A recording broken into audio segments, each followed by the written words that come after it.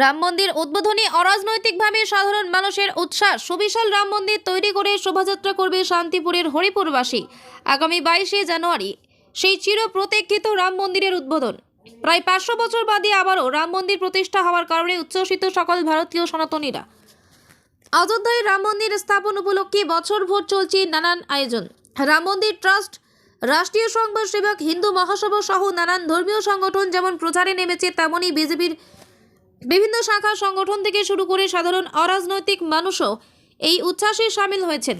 বাড়ি বাড়ি প্রসাদী চাল বিতরণ থেকে শুরু করে বাড়ির মহিলাদের ওই দিন সন্ধ্যায় প্রদীপ জ্বালানোর বার্তা দেওয়া, পুজো চলাকালীন বিভিন্ন এলাকায় ভগবত গীতা পাঠ, কীর্তন, নাম সহ হোমযজ্ঞ, নানান ধর্মীয় উপাচার চলবে বলেই জানা গেছে। তবে সাধারণ মানুষের উচ্ছ্বাস কম নয়।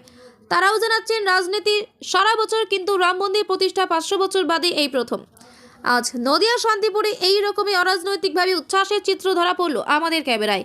শহরের শেষ প্রান্তে হরিপুর এবং বাগাসটা পঞ্চায়েতের সংযোগস্থলে হরপ্রসাদ স্মৃতি কলোনির 8 থেকে 80 সকলেই রাম মন্দির তৈরির কাজে হাত লাগিয়েছেন।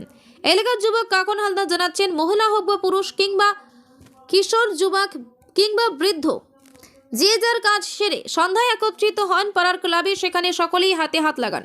যদিও পিজু সরকার নামে এলাকার যুবক মূল এই কাজের দায়িত্ব রয়েছে, আর তাকেই সহযোগিতা করছে সবাই। এক্ষেত্রে রাজনীতি বহির্ভূতভাবে তাদের এই সমবেত প্রচেষ্টা, যেহেতু রাম মন্দির উদ্বোধন হচ্ছে তাই খুশি তারাও। প্রায় 70 থেকে 80টি থার্মোকল দিয়ে 1 মাস ধরে এভাবেই বানানো চলছে রাম মন্দির।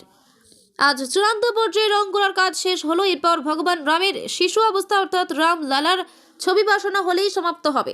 নদিয়া দক্ষিণ রানাঘাট সাংগঠনিক জেলা বিজেপির সদস্য কমল বিশ্বাস জানাচ্ছেন, আগামী 22 তারিখ সকাল থেকে রাত পর্যন্ত তারা নিয়েছেন নানান কর্মসূচি। একদিকে এলাকায় যেমন শিশু কিশোররা সাংস্কৃতিক অনুষ্ঠান করবে, তেমনি বড়রা শোভাযাত্রা করবে এই রাম মন্দির কাঁধে তুলে নিয়ে। থাকবে আরও নানান ধর্মীয় ট্যাবলো, বিভিন্ন বাদ্যযন্ত্র, সাথে মহিলাদের ওলু এবং শঙ্খধ্বনি। সমগ্র এলাকা পরিক্রমণ করবে তারা। শান্তিপুর পঞ্চায়েত সমিতির সহকারী সভাপতি চঞ্চল চক্রবর্তী জানাচ্ছেন, এই সৌভাগ্য সকল সনাতন ধর্মাবলম্বী মানুষের। একসময় যারা এই রাম মন্দির গড়ার জন্য প্রাণ দিয়েছেন, আজ তাদের জন্যই এই সুদিন এসেছে। তাই সাধারণ মানুষের উচ্ছ্বাস আবেগ অনেকটাই বেশি। আগামী 22 তারিখে এলাকায় অযোধ্যা এবং ঘরে ঘরে রাম পুজো হতে চলেছে। ফুলিয়া সহ সমগ্র শান্তিপুরে শুধু নয়, সারা ভারতবর্ষ জুড়ে, এমনকি ভারতের বাইরেও সনাতনদের নানান উদ্যোগ চোখে পড়ছে ইতিমধ্যে। 1 মাসের ঊর্ধ্বে কাকে তৈরি করছিল? আমাদের এখানে আমাদের গ্রামের ছেলে পিজু সরকার বলে, তার সহযোগিতায়, আমাদের মেন সহযোগিতা উনি। তাছাড়া আমরা অনেক বন্ধু বান্ধব মিলে সহযোগিতা করছি হাতে নাতে। কতগুলো থার্মোকল লেগেছে? কম করে 70-80টা থার্মোকল লেগেছে।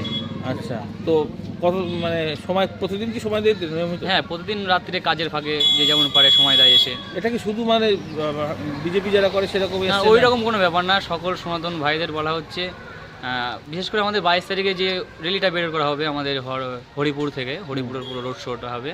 তো সকলকে বলছি, শুধু যে বিজেপি করে বলে আসবো বা তৃণমূল করি বলে আসবো না, এরকম কোনো ব্যাপার। আপনার চোখে কীরকম পড়েছে? দেখুন, শান্তিপুরে এটা নিয়ে বিরাট প্রস্তুতি শুধু নয়, মানুষের মধ্যে উচ্ছ্বাস, উদ্দীপনা।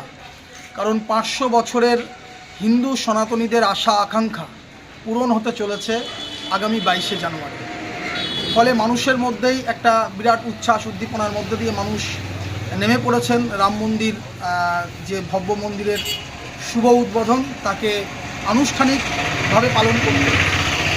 প্রদীপ ইতিমধ্যেই মানুষের বাড়ি বাড়িতে দেওয়ার কাজ চলছে। এবং সবচেয়ে বড় কথা যে এটা কোনো রাজনৈতিক বিষয় নয় রাম মন্দির। রাজনীতির বাইরেও বহু মানুষ, হিন্দু সনাতনী সমাজ, তারা রাস্তায় নেমেছেন এবং রাম মন্দিরকে কেন্দ্র করে, উদ্বোধনকে কেন্দ্র করে তারা রাস্তায় নেমে এই দিনটিকে পালন করতে চাইছে। এই যে মানে অযোধ্যার বিকল্প কি গঙ্গাসাগর? কারণ যেহেতু এই রাজ্যের সরকার দেখা যাচ্ছে যে গঙ্গাসাগর নিয়ে